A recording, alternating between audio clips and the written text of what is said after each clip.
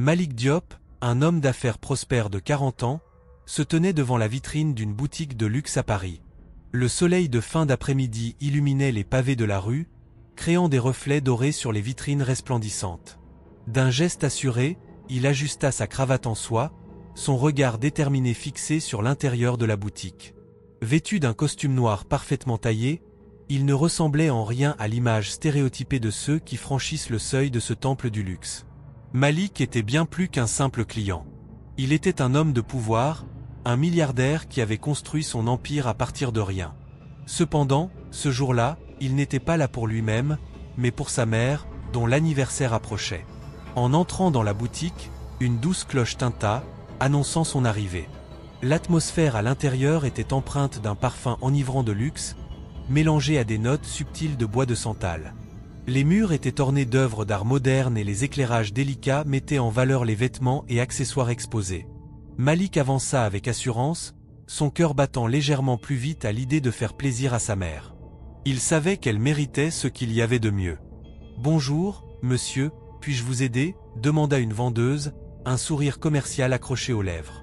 Elle était élégante, mais un peu trop distante pour Malik, qui avait déjà perçu l'air condescendant qui planait dans le magasin. « Bonjour, répondit-il, avec un sourire chaleureux. « Je cherche un cadeau pour ma mère. »« Quelque chose de spécial ?» La vendeuse hocha la tête, mais son regard glissa rapidement vers le haut, où trônait un tableau de prix qui, à son avis, était sans doute au-delà de ce que Malik pouvait se permettre. « Bien sûr, nous avons une belle sélection de sacs et de bijoux. Suivez-moi, s'il vous plaît. » Alors qu'ils avançaient à travers les allées, Malik observa les articles avec admiration. Il connaissait la valeur de ces objets, et il était prêt à débourser une somme conséquente pour faire plaisir à sa mère. Cependant, il ne pouvait ignorer l'attitude de la vendeuse, qui semblait le juger. À chaque article qu'elle lui montrait, Malik pouvait sentir son hésitation, comme si elle craignait de lui proposer quelque chose qu'il ne pourrait pas acheter.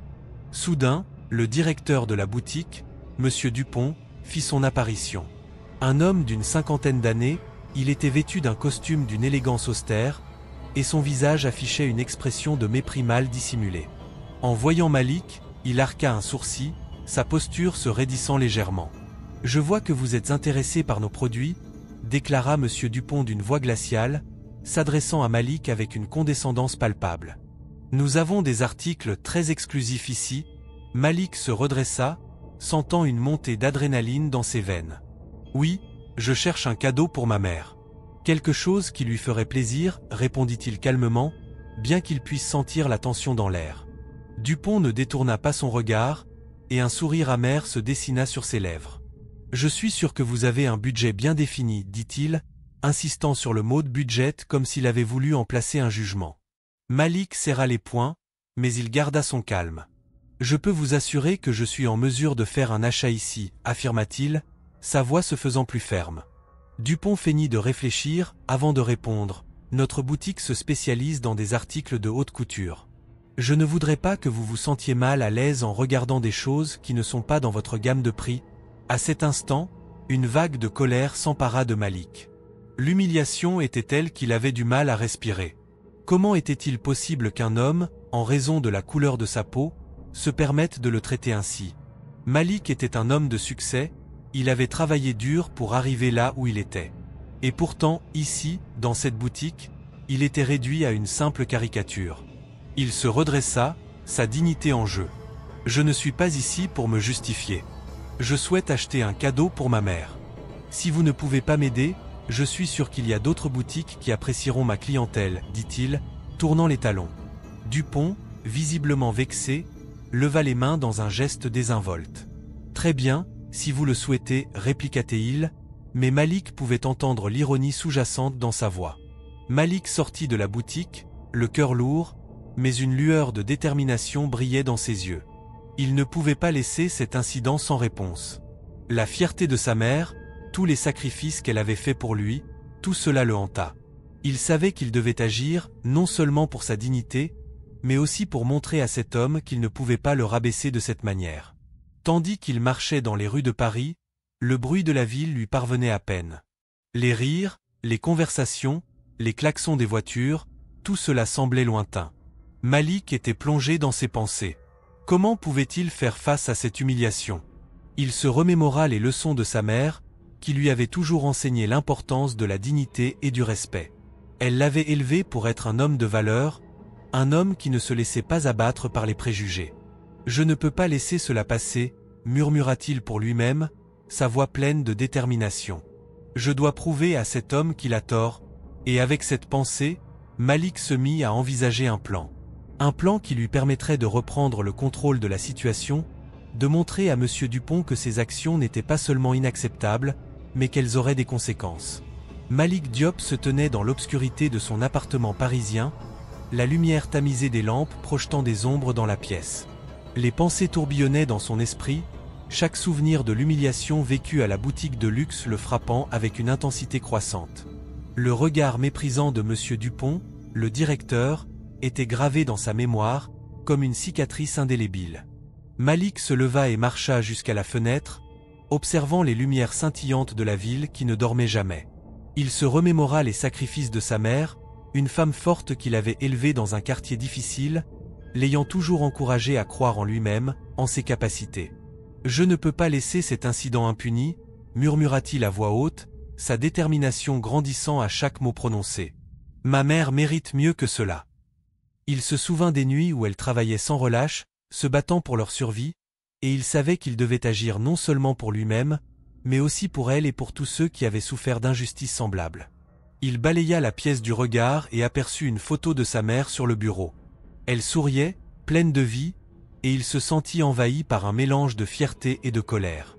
Malik se dirigea vers son téléphone, hésitant un instant avant de composer le numéro de Claire, son avocate et amie de longue date. Il savait qu'elle comprendrait son besoin de justice. « Claire, c'est Malik. Je dois te parler. » Sa voix était ferme, mais il pouvait sentir le tremblement de l'émotion sous-jacente. « Malik, qu'est-ce qui se passe ?» demanda Claire, préoccupée. « Je veux retourner à la boutique de Dupont. Je veux qu'il s'excuse. »« Tu es sûr ? C'est une situation délicate. »« Oui, je suis sûr. J'ai besoin de toi à mes côtés. »« D'accord, je viens. Prépare-toi. » Le lendemain matin, Malik se leva avec une nouvelle détermination. Il s'habilla avec soin, choisissant un costume qui mettait en valeur sa stature. Il voulait que M. Dupont comprenne qu'il ne serait pas intimidé. Claire arriva peu après, vêtue d'un tailleur élégant qui témoignait de son professionnalisme. « Prêt ?» demanda-t-elle, un sourire réconfortant sur le visage. « Prêt ?» confirma Malik, bien que son cœur battait la chamade. Ils se rendirent à la boutique, et Malik ressentit un mélange d'excitation et d'appréhension. À l'intérieur, l'atmosphère était luxueuse, mais il ne pouvait s'empêcher de sentir le poids du regard des vendeurs sur lui. Quand M. Dupont les aperçut, il blêmit légèrement, mais reprit vite contenance. « Bonjour, Monsieur Diop, » dit Dupont, feignant un sourire. « Que puis-je faire pour vous aujourd'hui ?» Malik prit une profonde inspiration. « Je suis ici pour parler de l'incident d'hier. » Dupont plissa les sourcils, tentant de dissimuler son malaise. « Je suis certain qu'il s'agit d'un malentendu. »« Un malentendu ?» s'exclama Malik, s'avançant d'un pas. « Vous m'avez humilié devant vos employés. Je ne peux pas laisser cela passer. » Claire, à ses côtés, ajouta d'une voix calme mais ferme, « Nous attendons des excuses officielles de votre part. Cette situation ne peut pas être minimisée. La discrimination, quelle qu'elle soit, est inacceptable. » Dupont, réalisant qu'il ne pouvait pas échapper à cette confrontation, se mit à jouer la carte de la victimisation. « Je ne voulais pas que cela arrive. La pression des affaires. Cela n'excuse pas votre comportement, » coupa Malik, le regard droit et déterminé. « Vous devez comprendre que vos actions ont des conséquences. » Le directeur, maintenant mal à l'aise, regarda autour de lui, comme s'il cherchait une échappatoire. « Écoutez, je peux vous offrir un rendez-vous pour discuter de cela plus en détail. »« Non, » répondit Malik, son ton ne laissant aucune place au doute. « Je veux des excuses, ici et maintenant. » Les autres clients et employés de la boutique avaient commencé à prêter attention à la scène. Malik pouvait sentir les regards rivés sur lui, certains admirant son audace, d'autres chuchotant entre eux. « Je ne peux pas. » Dupont balbutia, son visage se décomposant. « Oui, vous pouvez, » insista Malik, sa voix résonnant dans la pièce. Vous devez le faire pour montrer que vous êtes capable de reconnaître vos erreurs. Claire jeta un coup d'œil à Malik, impressionné par sa force. Elle savait qu'il avait raison. Parfois, la meilleure façon de se défendre était de ne pas laisser les autres dicter sa valeur. Dupont, réalisant qu'il était acculé, finit par souffler. « Très bien. Je suis désolé pour votre expérience. Ce n'était pas mon intention de vous blesser. » Malik, cependant, n'était pas satisfait. « Ce n'est pas suffisant. Vous devez comprendre que ce n'est pas seulement un problème personnel, c'est un problème systémique. » L'atmosphère dans la boutique devint soudainement électrique. Les murmures circulaient parmi les clients, certains prenant ouvertement parti pour Malik. « Je vais vous donner une chance de faire amende honorable, monsieur Dupont, » déclara Malik, son regard perçant fixé sur le directeur. « Mais sachez que je n'hésiterai pas à prendre des mesures supplémentaires si cela se reproduit. » Dupont, réalisant qu'il avait perdu le contrôle de la situation, acquiesça lentement. « Je ferai de mon mieux pour améliorer la situation. »« Je l'espère, » répondit Malik, avant de se tourner vers Claire. « Allons-y », ils quittèrent la boutique, un mélange de soulagement et de satisfaction inondant le cœur de Malik. Il avait revendiqué sa dignité, mais il savait que le chemin vers la justice était encore long. Dehors, l'air frais de Paris les accueillit. Claire se tourna vers lui avec un sourire. « Je suis fier de toi, Malik. Tu as été incroyable. »« Merci, Claire. Cela n'aurait pas été possible sans ton soutien. N'oublie pas, ce n'est que le début. Nous avons beaucoup à faire pour changer les choses. » Malik hocha la tête, une nouvelle détermination se formant dans son esprit. Ce n'était pas seulement une question d'humiliation personnelle, c'était une lutte qui dépassait son propre intérêt. Il était temps de se battre pour un changement plus grand. Malik et Claire étaient assis dans le bureau de la jeune avocate, une pièce remplie de livres de droit et de dossiers éparpillés sur le bureau. Malik, la mâchoire serrée, regardait par la fenêtre, observant les passants indifférents sur les pavés parisiens. Claire, quant à elle, feuilletait des documents, cherchant les meilleures options pour leur prochaine démarche. « Malik, je pense vraiment que nous devrions envisager de porter cette affaire devant la justice, » proposa-t-elle, un regard déterminé dans les yeux. « Ce que M. Dupont a fait n'est pas seulement inacceptable, c'est illégal. » Malik se tourna lentement vers elle, son visage marqué par l'hésitation. « Je comprends, Claire, mais... » Il marqua une pause, cherchant les mots justes. « Je crains que cela n'entraîne des répercussions. Vous savez à quel point les choses peuvent se retourner contre nous. Ils ont besoin de savoir qu'ils ne peuvent pas agir ainsi impunément, » rétorqua Claire, sa voix empreinte de passion. « Si nous ne faisons rien, ils continueront à traiter d'autres personnes comme vous, comme moi, avec mépris. » Il hocha la tête, conscient qu'elle avait raison. Mais les souvenirs de la humiliation qu'il avait subie, les regards dédaigneux, et la condescendance de Dupont le hantaient. Malik était un homme puissant, un milliardaire respecté, mais ce jour-là, il s'était senti réduit à néant. « Je ne veux pas que cela devienne un cirque médiatique, » murmura-t-il finalement. « Je comprends tes préoccupations, » dit Claire doucement. « Mais parfois, il faut se battre pour sa dignité. Et si nous agissons maintenant, nous pourrions inspirer d'autres personnes à faire de même. » Il soupira, pesant le pour et le contre. La colère montait en lui, mais il était également conscient des dangers d'une confrontation publique. « Que ferais-tu à ma place ?» demanda-t-il, cherchant un conseil sincère. Claire se leva et s'approcha de lui, posant une main réconfortante sur son épaule. « Je me battrai, Malik. Je me battrai pour chaque personne qui a été écrasée par le système. Je me battrai pour ta mère. Elle mérite de voir son fils se lever contre l'injustice. » La mention de sa mère fit vibrer une corde sensible en lui. Malik se remémora les sacrifices qu'elle avait consentis pour lui offrir une vie meilleure. Luttant contre des larmes de frustration, il réalisa que ce n'était pas seulement pour lui qu'il devait se battre, mais pour tous ceux qui avaient souffert comme lui. Il se leva brusquement, l'esprit clair. « D'accord, faisons-le. Je ne peux pas rester silencieux. » Claire sourit, fière de son ami. « Bien. Je vais préparer les documents nécessaires pour intenter une action en justice. » Pendant ce temps, dans le bureau de M. Dupont, la tension était palpable.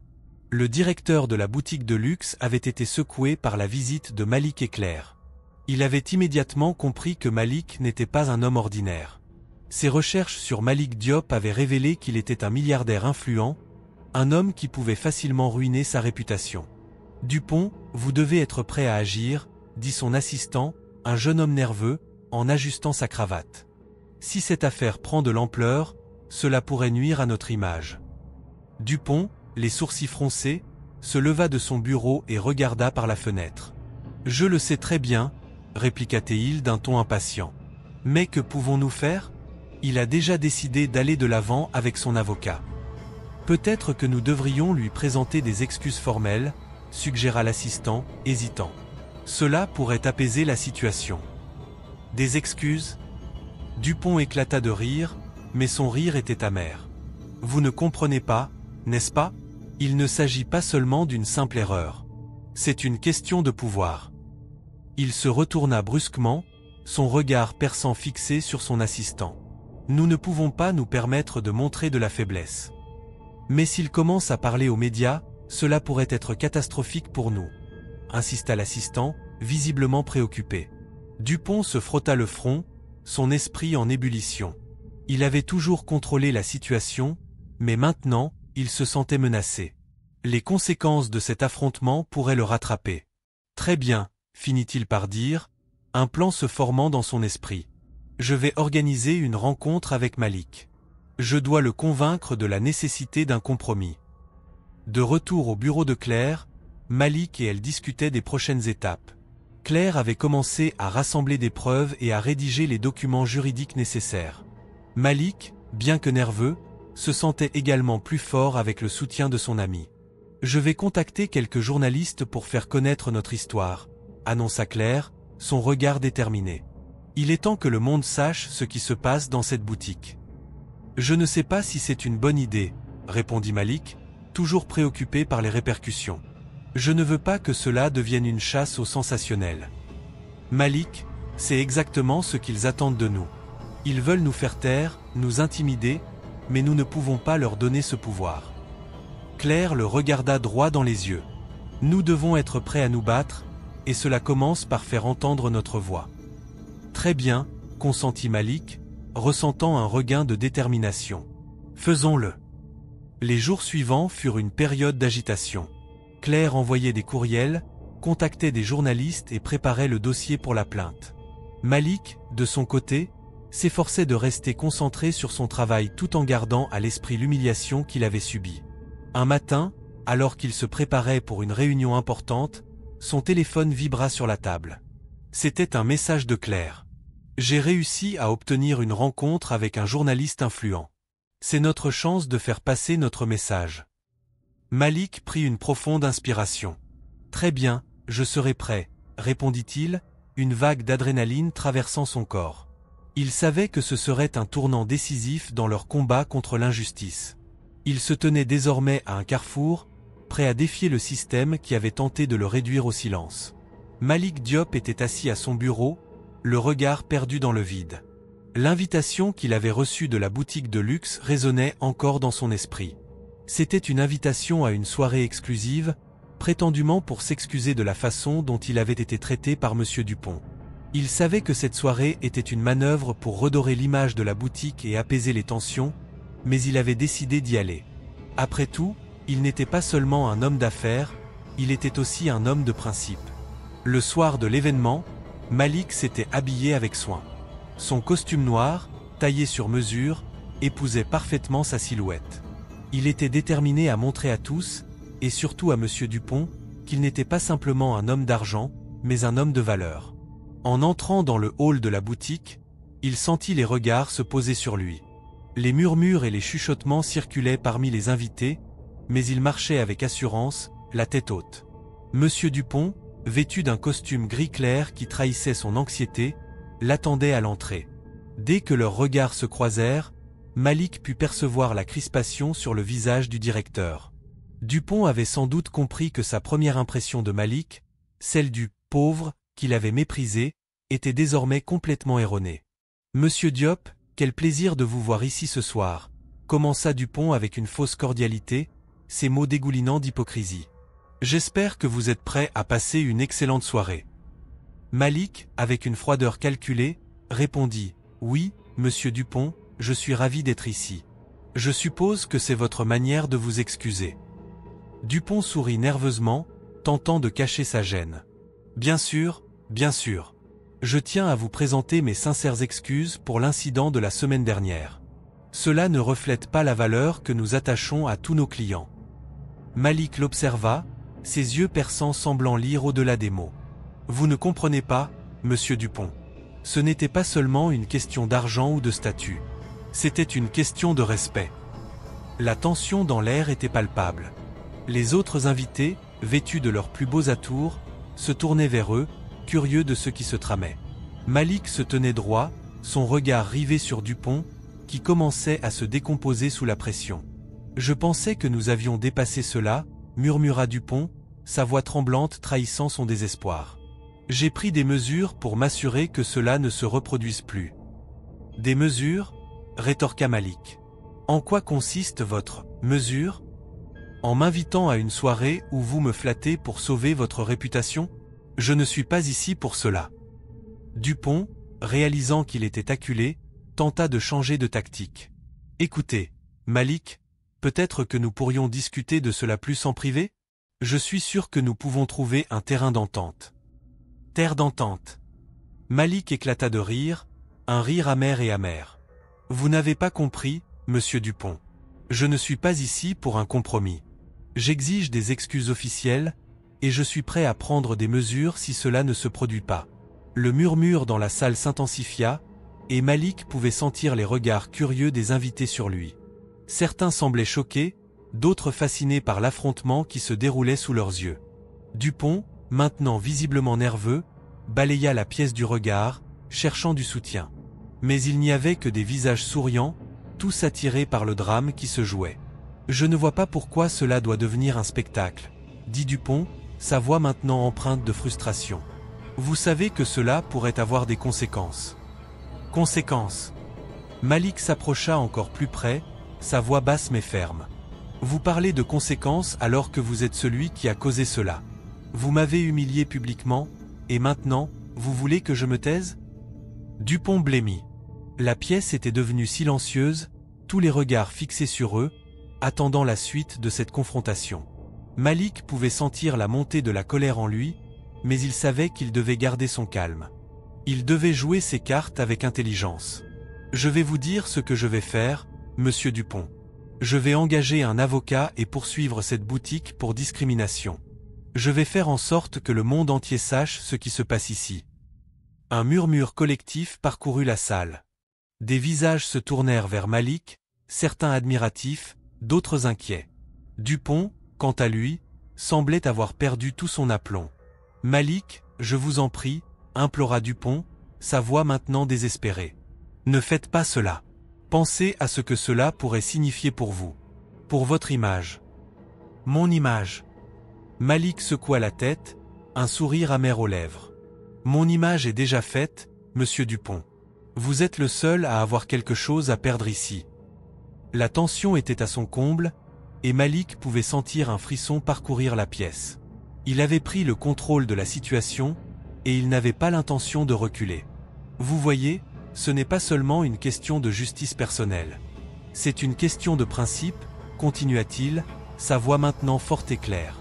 Vous pensez que vous pouvez vous en tirer avec de l'argent et des privilèges, mais je suis ici pour vous montrer que cela ne fonctionne pas de cette façon. » Dupont, réalisant qu'il ne pouvait plus se cacher derrière son statut, se mit à balbutier. « Je n'ai jamais voulu, je ne pensais pas que... » Malik s'interrompit, levant la main pour couper les excuses de Dupont. « Épargnez-moi vos lamentations. Ce que vous devez faire maintenant, c'est réfléchir à vos actions et à leurs conséquences. Et je vous assure, je ne vais pas céder. » Malik se détourna alors de Dupont, le regard déterminé. Il se savait soutenu par une multitude d'invités qui avaient assisté à cette confrontation. Au fond de lui, il sentait un mélange de rage et d'accomplissement. Il avait pris une position, non seulement pour lui-même mais pour tous ceux qui avaient été victimes d'injustice. Alors qu'il se dirigeait vers la sortie, il sentit les regards admiratifs de plusieurs invités sur lui. Certains murmuraient des mots d'encouragement, d'autres semblaient choqués par l'audace de Malik. Il savait qu'il venait de franchir une étape cruciale dans sa vie. « Malik, attendez » appela une voix familière. C'était Claire, son avocate et amie de longue date, qui s'approchait rapidement. « Tu as été incroyable là-dedans. Mais es-tu vraiment prêt à aller si loin ?» Malik se tourna vers elle, son regard empreint de détermination. « Oui, Claire. C'est maintenant ou jamais. Je ne peux pas laisser cet homme s'en tirer. » Elle hocha la tête, comprenant la profondeur de son engagement. « Très bien. Je te soutiendrai quoi qu'il arrive. Mais nous devons être prudents. »« Je sais. Mais je suis prêt à me battre, » répondit Malik, une lueur de résilience dans ses yeux. Alors qu'il quittait la boutique, Malik savait qu'il venait de déclencher une tempête. Les conséquences de cette soirée allaient bien au-delà de lui-même. C'était une lutte pour la dignité, un combat pour la vérité et un défi contre l'injustice qui, il l'espérait, résonnerait bien au-delà des murs de cette boutique. Malik Diop se tenait devant son miroir, son reflet capturant un mélange de colère et de détermination. L'affrontement avec Monsieur Dupont à la boutique de luxe avait fait le tour des médias, transformant Malik en un symbole de résistance contre la discrimination raciale. Les réseaux sociaux s'agitaient, et des hashtags en soutien à Malik, tels que #Justice pour Malik et #StopDiscrimination, faisaient le tour du monde. Malik, pourtant habitué à la richesse et au pouvoir, se retrouvait à un carrefour qu'il n'avait jamais anticipé. Son téléphone vibra sur la table, interrompant ses pensées. C'était Claire, son avocate et amie de longue date. « Malik, as-tu vu les nouvelles ?» demanda-t-elle, sa voix pleine d'excitation. « Oui, je viens de les regarder. Ça devient fou, Claire. »« Les gens se battent pour moi, » répondit Malik, tout en ajustant sa cravate. « C'est bien plus que ça. Tu es devenu le visage d'un mouvement. Les gens veulent que justice soit faite, et ils ne vont pas s'arrêter là. » Malik inspira profondément. Il savait que la bataille ne faisait que commencer. « Je dois m'assurer que ce n'est pas juste un battage médiatique. Je veux des actions concrètes. »« Je t'entends. Mais n'oublie pas que cela attire aussi l'attention de ceux qui auraient préféré que ce sujet reste sous silence. Monsieur Dupont n'est pas quelqu'un qui va simplement reculer. » Pendant ce temps, dans un bureau sombre situé dans un quartier cossu de Paris, Monsieur Dupont était en proie à l'angoisse.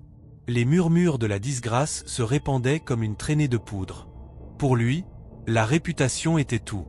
Il était accoutumé à diriger avec une main de fer, mais cette fois-ci, il se sentait piégé.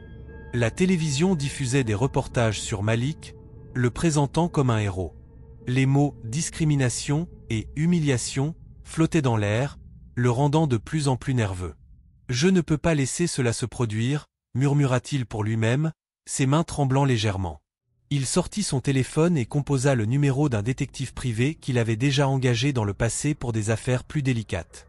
La voix du détective, rauque et expérimentée, résonna dans le combiné. « Bonjour, Monsieur Dupont. Que puis-je faire pour vous aujourd'hui ? J'ai besoin que vous fassiez des recherches sur Malik Diop.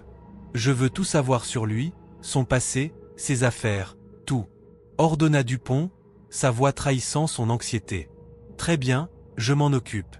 Mais pourquoi une telle urgence ? » demanda le détective, intrigué. « Il s'agit de ma réputation. Je dois m'assurer qu'il n'a rien de compromettant contre moi. »« Compris. Je vous tiendrai informé. » Dupont raccrocha, un sourire amer se dessinant sur ses lèvres. Dans son esprit, il planifiait déjà la manière dont il pourrait retourner la situation en sa faveur. Pendant ce temps, le détective se mit au travail, fouillant dans les archives, interrogeant des contacts et explorant les moindres recoins de la vie de Malik. Malik, de son côté, commençait à recevoir des messages de soutien de toute la France. Les gens partageaient leurs propres histoires de discrimination, créant un élan de solidarité autour de lui. Lors d'une réunion avec Claire, il s'exprima sur l'impact qu'il ressentait. « Tu sais, Claire, je n'ai jamais voulu être un symbole. Je voulais juste acheter un cadeau pour ma mère. Maintenant, je me sens comme un combattant, mais je n'étais pas préparé à cela, » avoua-t-il, la voix tremblante. Parfois, Malik, les choses ne se passent pas comme prévu. Mais regarde à quel point tu es devenu une voix pour les autres. Tu as une opportunité de faire une différence, répondit Claire, son regard franc fixé sur Malik. Je sais, mais je crains que cela ne se transforme en quelque chose de violent. Je ne veux pas que cela devienne une guerre de mots où personne ne gagne. Il est normal de ressentir cela. Mais souviens-toi, ce que tu fais a un sens. Tu te bats pour la dignité, pas seulement pour toi, mais pour tant d'autres. » Les jours passèrent et le détective, après de longues semaines de recherche, découvrit des informations compromettantes sur M. Dupont. Il y avait des transactions douteuses, des malversations financières qui auraient pu mettre à mal la réputation du directeur. Le détective savait que cette information pourrait être la clé pour Malik, un moyen de retourner la situation contre Dupont. Un soir, alors que Malik était de retour chez lui, le détective l'appela. « Malik, j'ai quelque chose d'important à te dire. »« Quoi donc ?» demanda Malik, l'angoisse montant en lui. « J'ai trouvé des preuves de malversation financière concernant M. Dupont. Il a été impliqué dans des transactions illégales. Cela pourrait être la clé pour faire pencher la balance en ta faveur. » Malik se leva brusquement, son cœur battant à tout rompre. « Qu'est-ce que tu veux dire exactement ? » ?»« Je veux dire que tu as une chance de le faire tomber. S'il est attaqué sur ce front, il sera trop occupé à se défendre pour s'en prendre à toi. » Malik réfléchit un instant, pesant les conséquences. « Je n'avais jamais pensé que cela irait si loin. Mais, je ne veux pas que cela devienne une vendetta. Je veux juste justice. Parfois, la justice passe par des chemins que nous ne pouvons pas contrôler, » répondit le détective d'une voix calme. Malik se laissa tomber sur son canapé, son esprit en effervescence. La lumière de la ville brillait à travers la fenêtre, illuminant son visage pensif. Il savait qu'il devait prendre une décision. La lutte pour la dignité et l'égalité était devenue plus qu'une simple affaire personnelle. C'était un combat pour tous ceux qui avaient souffert en silence, un combat qu'il était désormais prêt à mener avec détermination. « Très bien, faisons-le. Je ne peux pas laisser Dupont s'en tirer. Pas après ce qu'il m'a fait, » déclara-t-il finalement, sa voix résonnant avec une nouvelle force. « Je vais rassembler toutes les preuves que j'ai, et nous les utiliserons au bon moment. Mais sois prêt, cela pourrait être un chemin difficile, » avertit le détective. « Je suis prêt, » affirma Malik, le feu de la détermination brillant dans ses yeux. La bataille n'était pas seulement pour lui, mais pour toutes les voix qui avaient été étouffées. Ainsi, l'histoire de Malik Diop, un homme confronté à l'injustice, prenait un tournant décisif. Il était temps de se lever et de se battre, non seulement pour sa dignité, mais pour l'honneur de tous ceux qui avaient été discriminés. Le chemin serait long et ardu, mais avec chaque pas, Malik savait qu'il se rapprochait de la vérité et de la justice. Malik Diop était assis dans la salle d'audience du tribunal, l'atmosphère chargée d'une tension palpable.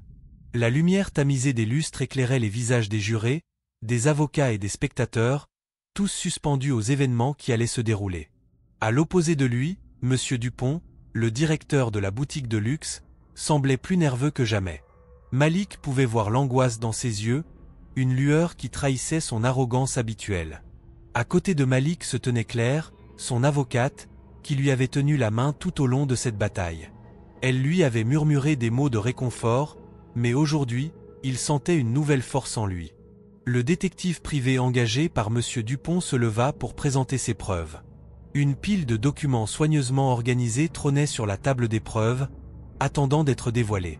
Le juge, un homme d'âge mûr avec des lunettes cerclées, regarda le détective avec une expression neutre, mais Malik pouvait presque lire l'anticipation dans ses yeux. « Messieurs et mesdames du jury, » commença le détective d'une voix claire, « j'ai ici des preuves irréfutables de malversation financière perpétrée par M. Dupont. » Il feuilleta les documents avec soin, dévoilant des relevés bancaires, des rapports d'audit et des témoignages de témoins.